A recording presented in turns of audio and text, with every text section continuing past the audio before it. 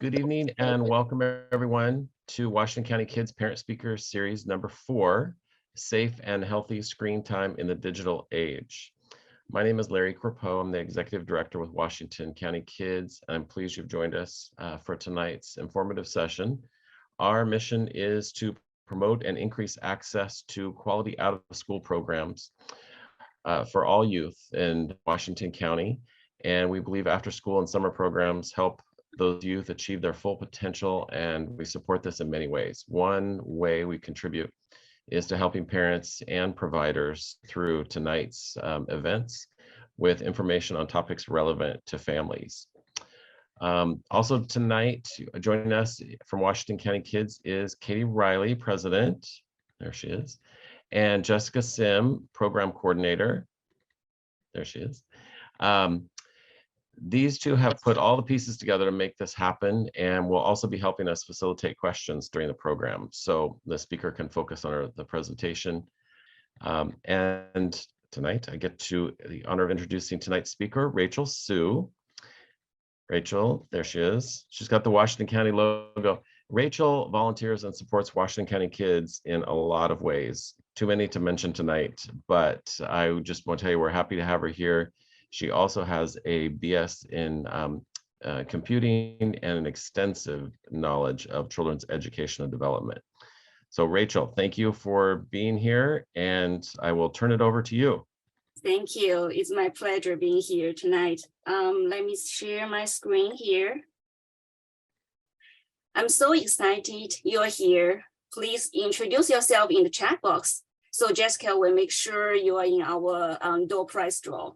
Please check our website and you can find a good resource and program to encourage you and your children to spend time on good education and activity rather than screen time, you know.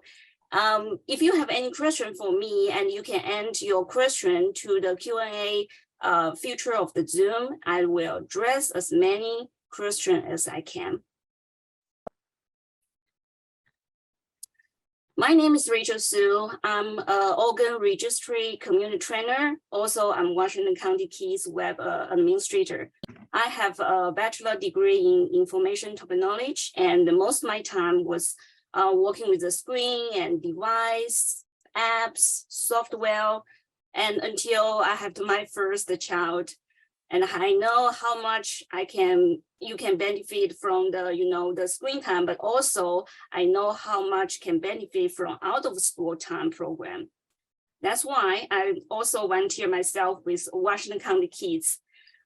Today, I'm going to provide you with the tools that you can take home to help you with your young children find the balance and healthy relationship with technology. So for help me know which age group parents I'm talking to, we are going to do a poll, and this question will be, how old is your children? There will be multiple options that because you could have more than one child. I'm sharing the results. So most responses are ages 6 to 12, and then, but some people or one person also has a child between 3 and 5. So we do have young child and we have teen. All right, good to know. So the results of the second poll are coming in as well. All right, so it looks like people worry and concerned about sleeping. Definitely, that will really affect the sleeping, especially teenager and young kids. They need lots of sleep, and so they can be functional on the second day. We have some parents okay, so worry about, there's a different result here. 6 and 7 especially. Okay, so tonight we will discuss about the advantage and the disadvantage of the screen time and your concern. And there will be we will be talk about impact of social media technology on the children development, especially the brain. And we will talk about guidelines for setting the healthy technology boundary and how to support our children and of course the resource available. So, jump ahead. So my childhood would talk of the bike ride and playing outside until parents call dinner time, and the only few network on the TV and few buttons to choose the channels. They can run rerun in the summer, and on Tuesday I see the screen on the left side, and if you haven't guessed already, I grew up 80s. So they can be wonderful benefit to the technology, including connecting with the friends and family. But the research showed too much screen time can actually make us feel isolated and disconnected. Humans are lonelier even with being connected to the digital global village, and suffering from more depression than ever before in the history. So let me show you some data here. So Jessica will share Children Mental Health Report 2019. And if you're interested, because it's a long report, so if you're interested, you can read it. They have a lot of data in it. And as you can see the report from the page 28, there's media used by tweens and teens 2019 found that average 5 to 12 years old spend 4 hours and 44 minutes on the screen daily. So for teens, the figure jumped to 7 hours and 22 minutes. But now that we are large at home again, research indicated that a really huge figure has shot up 50% to 6 to 12 years old. So that's really, yeah, I know. But you know what? The year 2020, we know about that year. With one eye like anyone alive has been experienced, a global pandemic forced us indoors, right? Lockdown.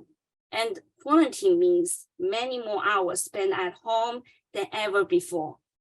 The rapid technology advance of the last generation have been breathtaking, yet promising new levels of connecting, creativity, and possibility. But we're discovering that our shiny, tiny screen, the device increasing command our attention and affection. So look at the report here that Pew also report that 56% of teens associate an aspect of their cell phone with at least one of those three emotions. Loneliest, being upset, and feeling anxious, right? So that's really concerns for teenagers and how the numbers like 56% there. So I would like to have someone else to read this for me. Traditional parenting techniques simply don't cut it when it comes to tackling screen time. Our kids are digital natives who have grown up with technology. It's second nature. As such, they expect things to be fluid, intuitive, and above all, simple. Yes, yes. The time have changed.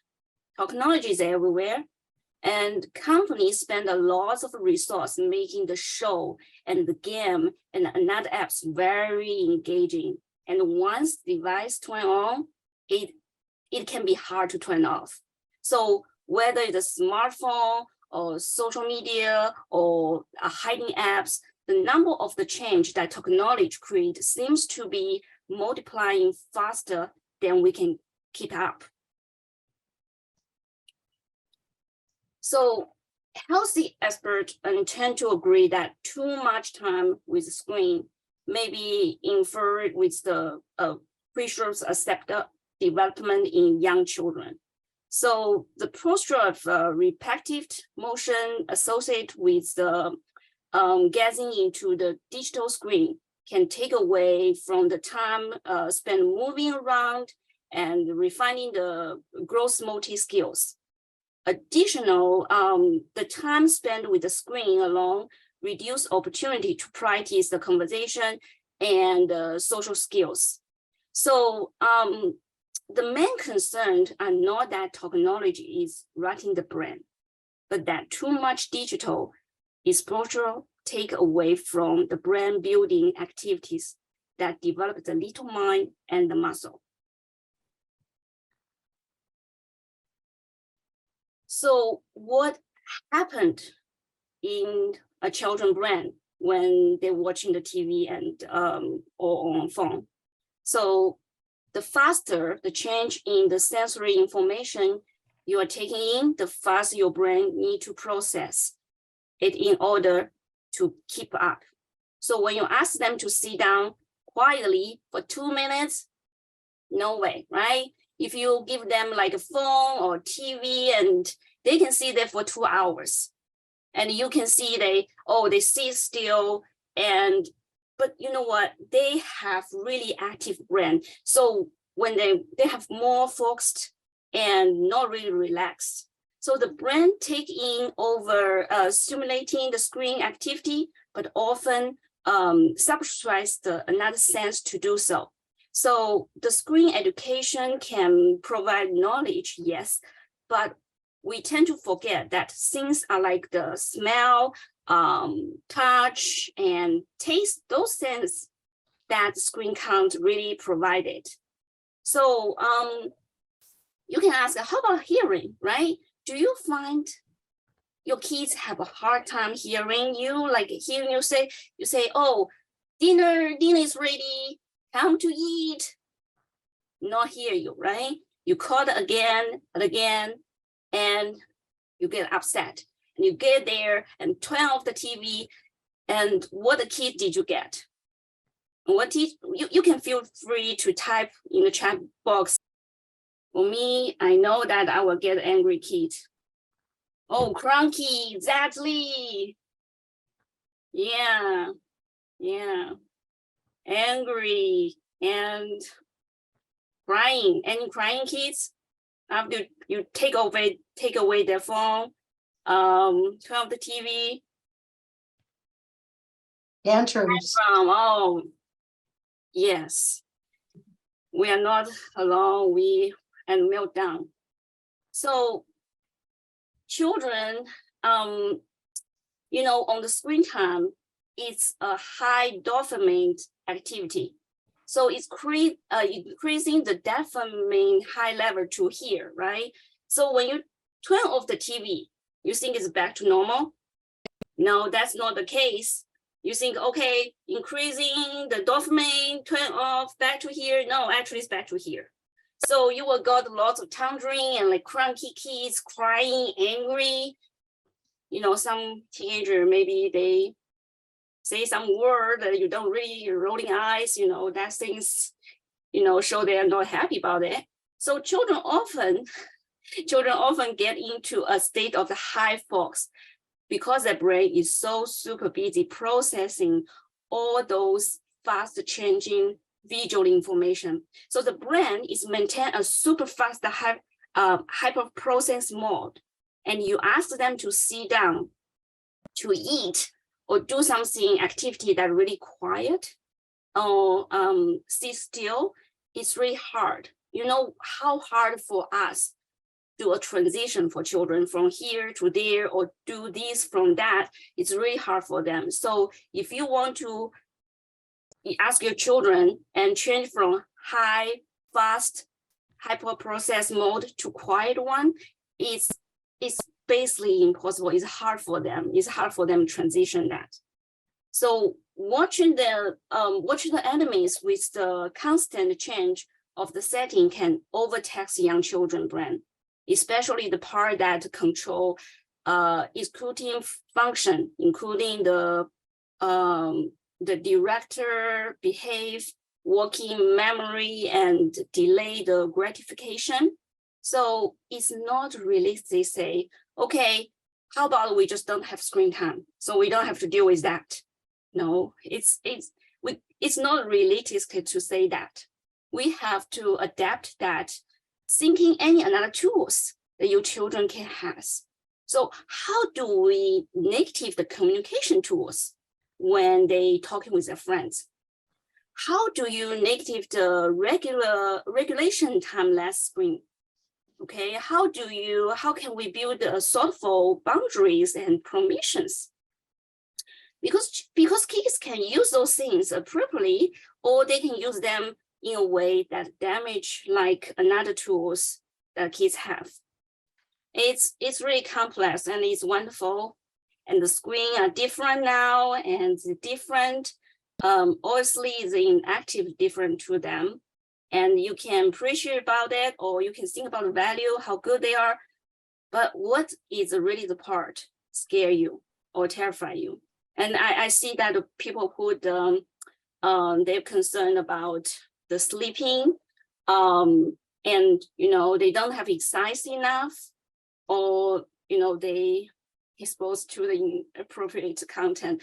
Yes, that's really concern for us. We can have a TV on and on all the time on the background. We don't worry about it. But right now, we have ads, we have different things. You never know what our kids get into, right? So now let's talk about what we can do.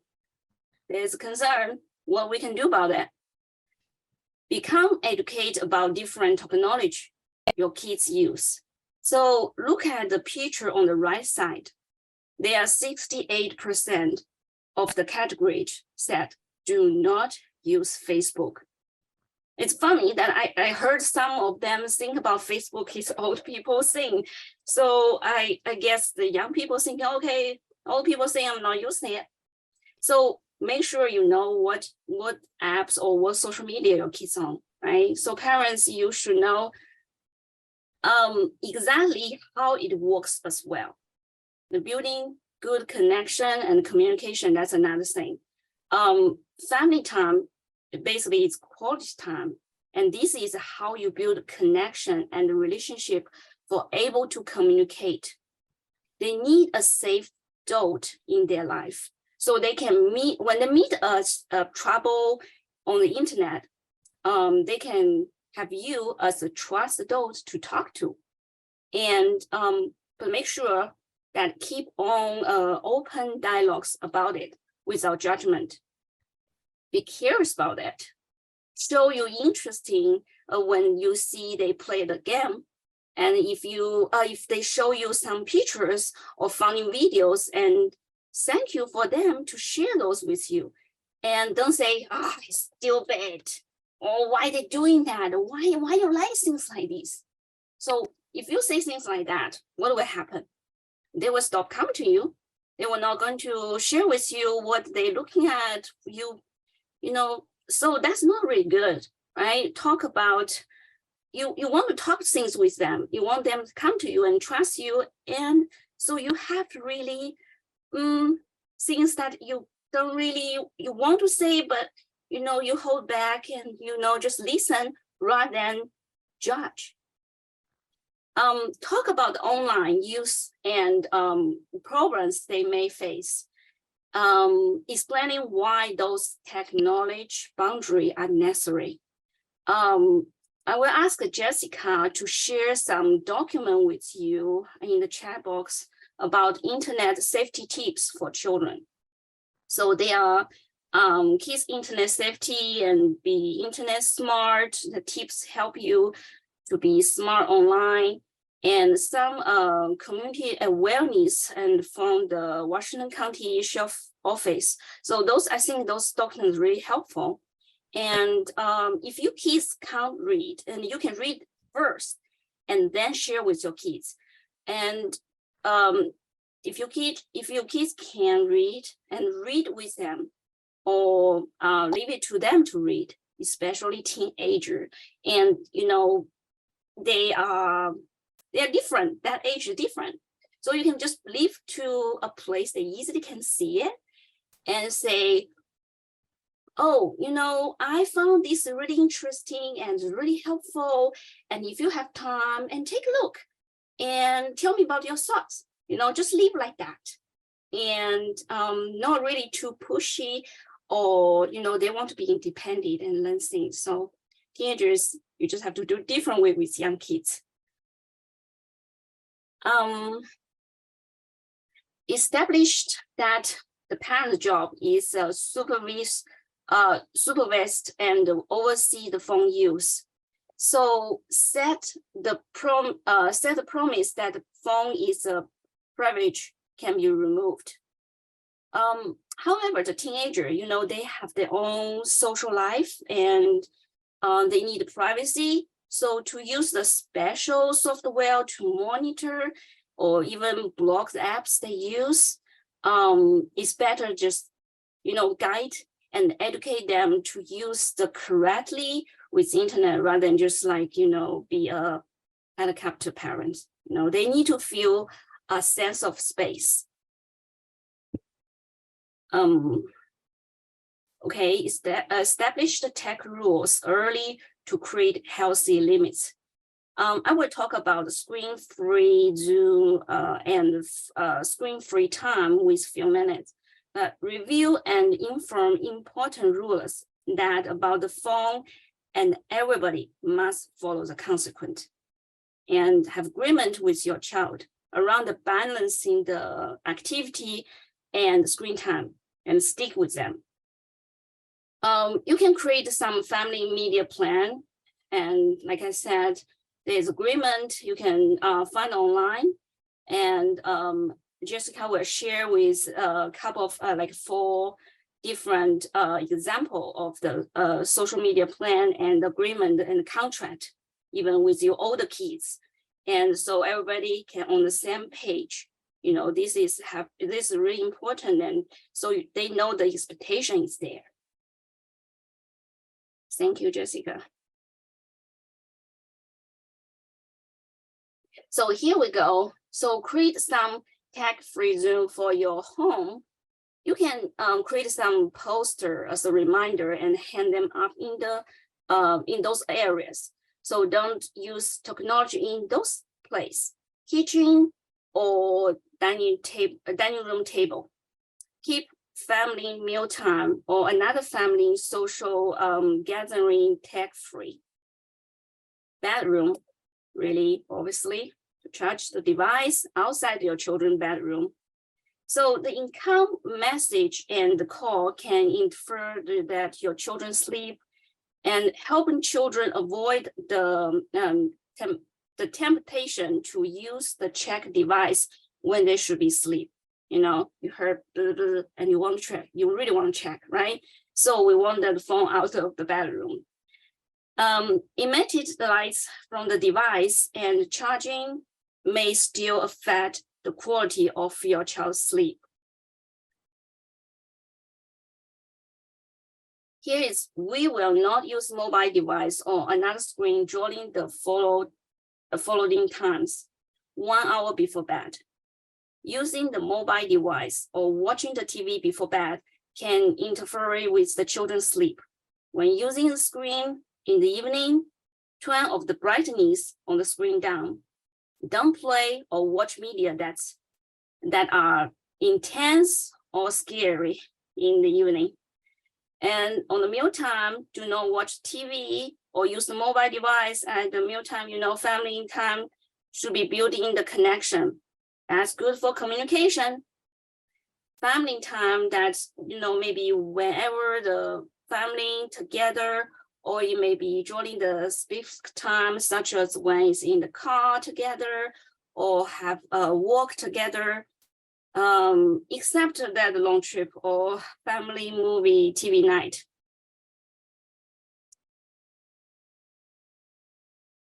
Who would like to unmute and read these? Because I don't want just me talk and talk. I'll read it.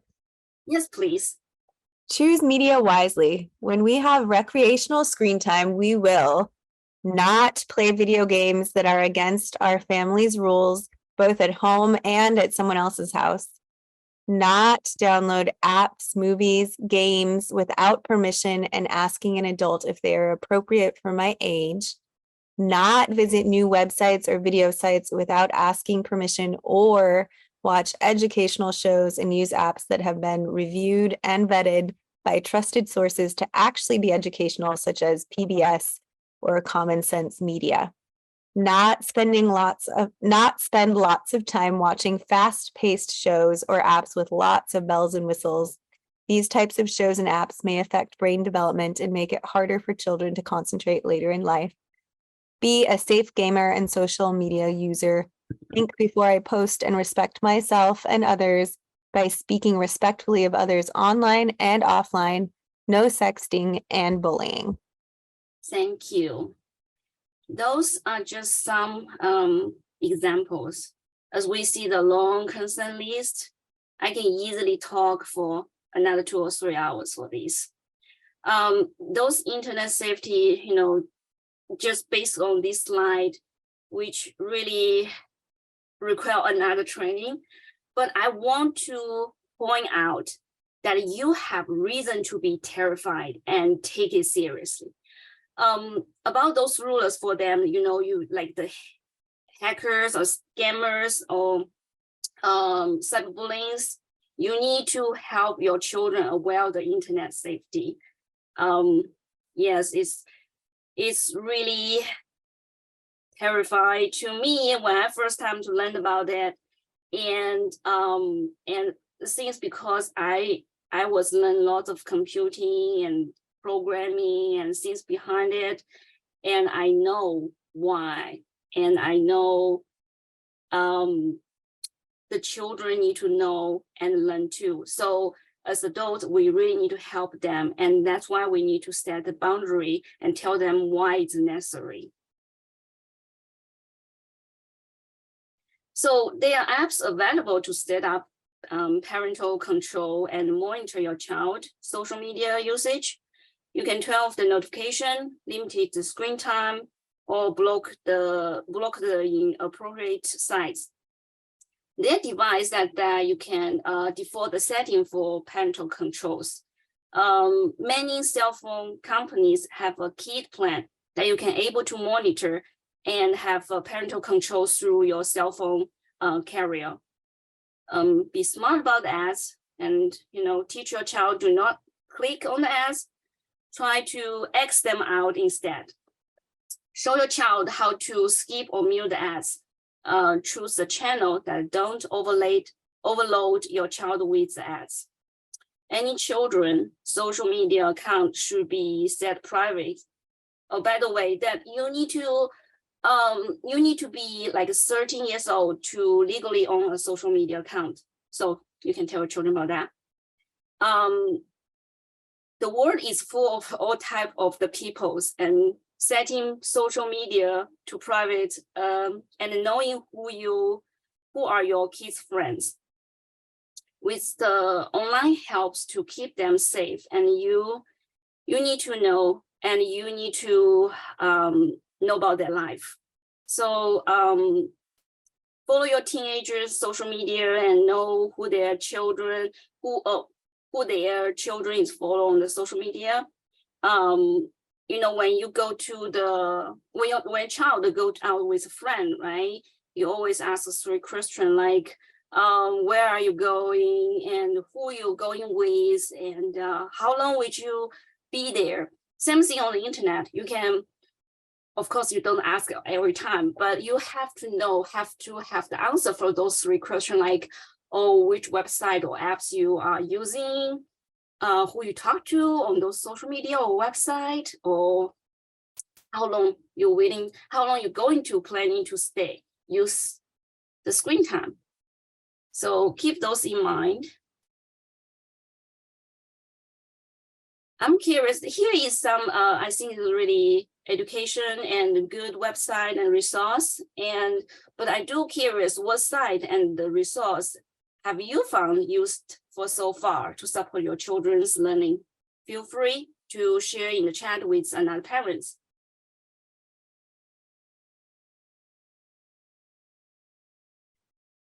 We're talking about decreasing the screen time, and those social media, video game, as I mentioned, they are high dopamine activity, and that instantly and constantly stimulating and how can we balance on and off the time?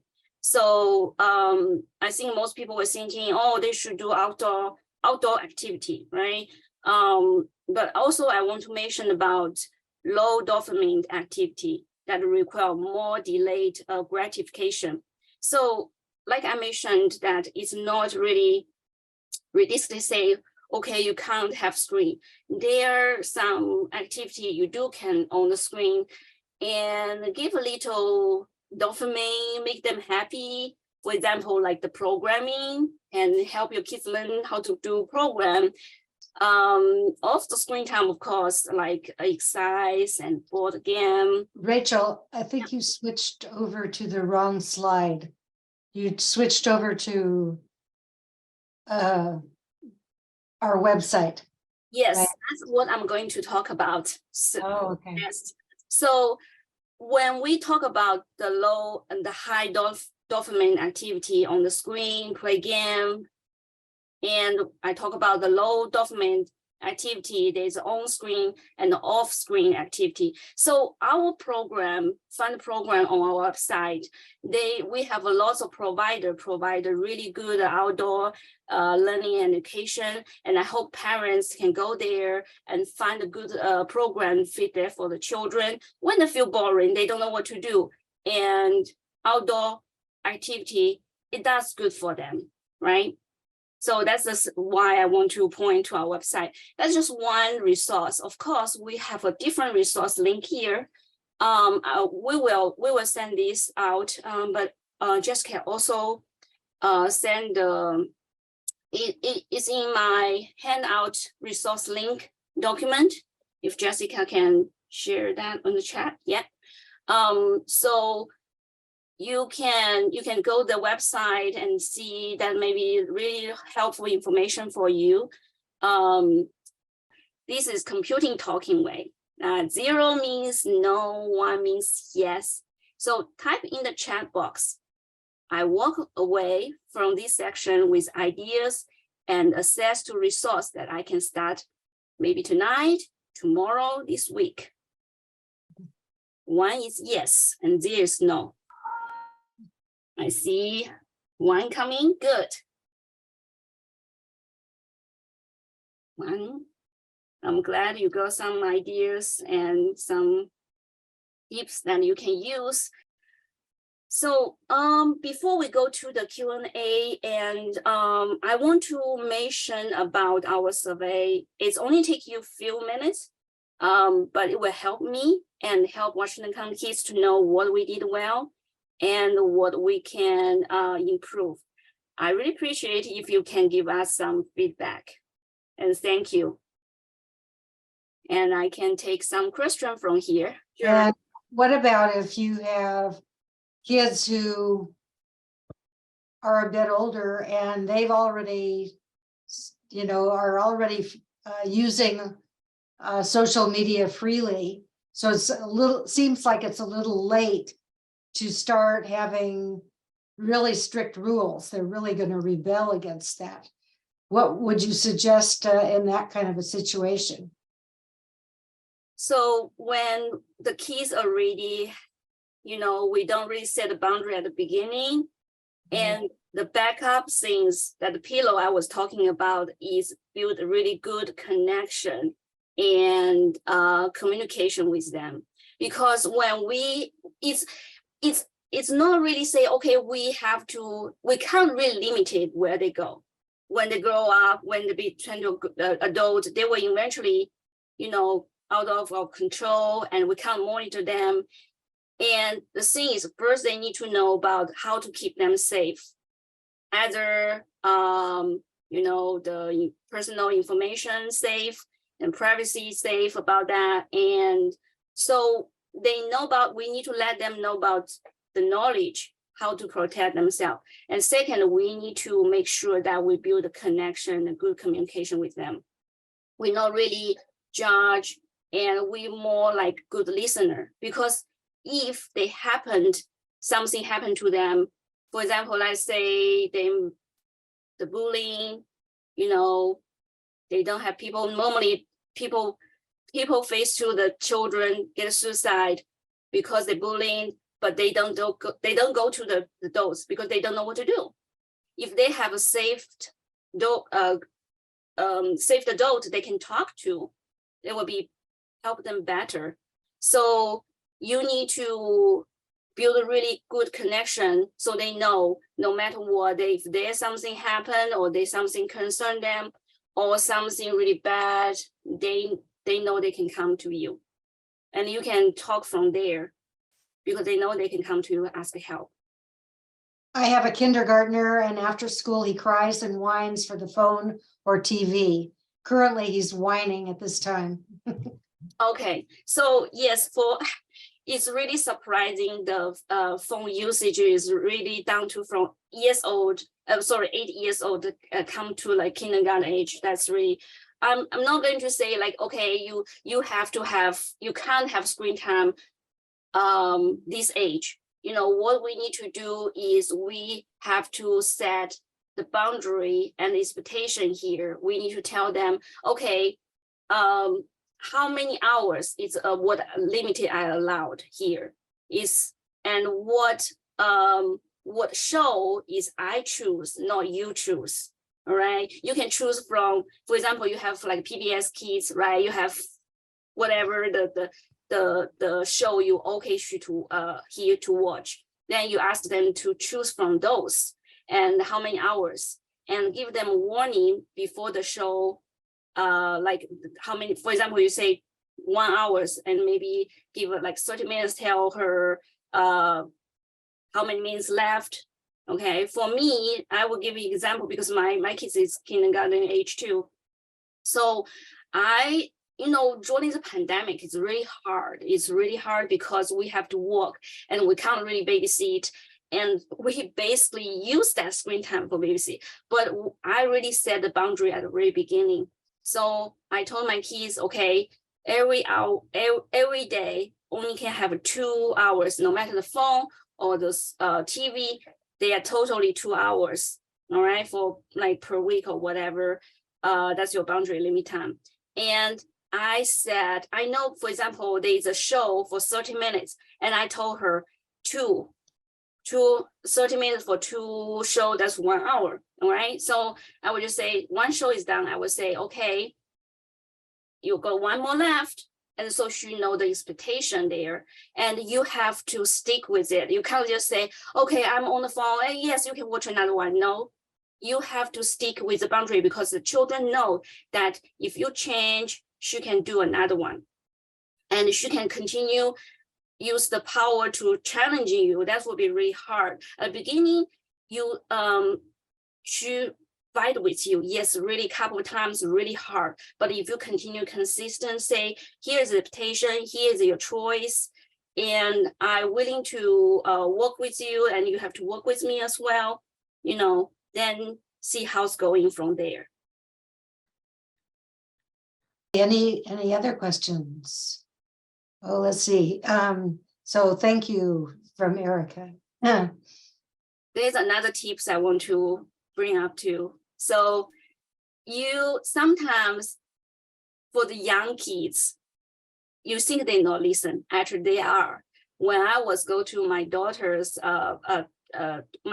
daughter, when she go to see the daughter, and they have the checklist. For example, how many vegetables eat, how many milk eat, right? On the age 3 maybe or 4, I don't remember. The daughter will ask parents how many screen time you have, and we normally answer, 1 or 2 hours, and then I will talk to my my daughter and say, wow, the daughter asked about that screen time, so we really have to limit that. Or maybe there are lots of concern about healthy, and sometimes I talk with the daughter about it and say, oh, really, can I have more than 2? It's I'm so busy. The daughter will talk about it and from the healthy way.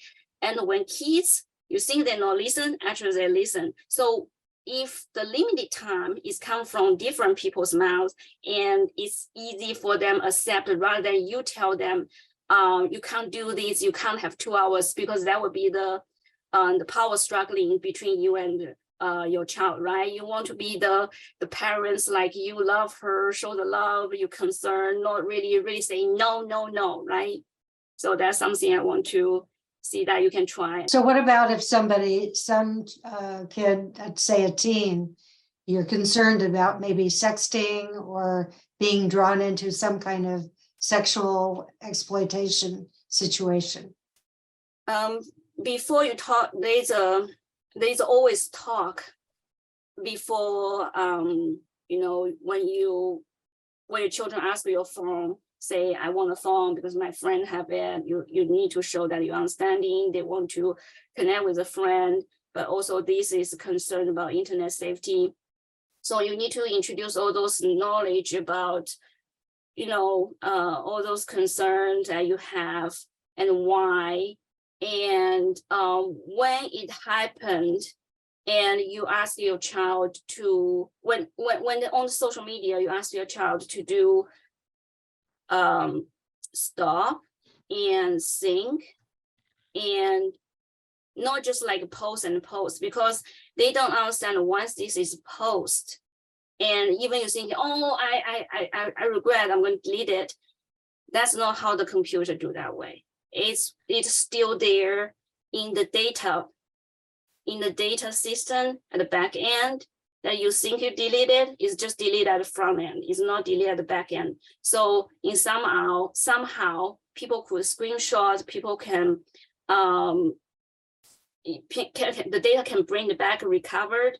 And so it could be stay with you forever, even when you're looking for jobs, right? So you don't want to post something that you're thinking is funny or is a joke, or you're receiving some testing, you better to report to the people who you trust. And for example, oh, this person sent me this message, it sounds like not right. You have concern, and like I said, back to the connection, relationship, trust, the relationship, that's saying that at least your child will come to you and talk to you about it. And of course, there is a way to block that person, or there's a software you can monitor your phone if there is a keyword about, you know, some keyword that they will alert the parents, because for example, the bullying, let's say you receive some bullying test, your children don't want to talk to you about it, that all apps will alert you and you will know about it. But you don't say, hey, I got this alert message and I got this sexting message, and what you doing, what's going on, right? You want to open the conversation, say, you know, looks like great today. What's going on? You know, start from there and see they're willing to talk to you about that. And if they're really concerned about, you know, some really serious things that you really have to get into the law action, legally things, you have to take action right away. Not just like, okay, can we just warn that person and stop doing this and maybe block that person? If there's something to protect children, you should do it. Thank you, everyone. Larry, do you have a few words to say? I just want to again say thank you to everybody for attending, and Rachel, thank you for the very informative presentation, and it can be a very scary issue for parents. So really appreciate some of the tips. I personally printed out the cell phone document. I like it better than one that I had used years ago. So my poor kids are gonna have to go through that again. So thank you.